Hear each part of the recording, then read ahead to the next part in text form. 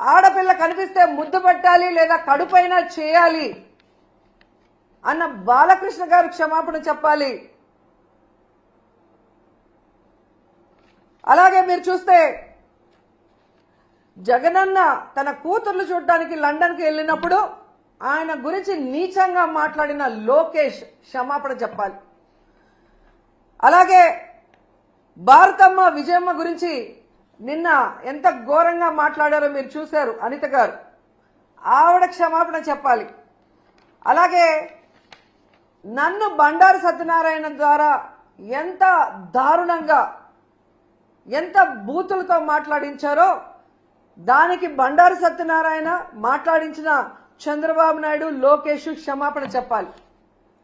అలాగే మీరు చూస్తే ఆఫీసర్స్ని గతంలో హోమ్ మినిస్టర్గా చేసిన సుచరిత గారిని అలాగే నన్ను చాలా వల్గర్గా మాట్లాడిన ఇప్పటి స్పీకర్ బండారు సత్యనారాయణ గారు క్షమాపణ చెప్పాలి.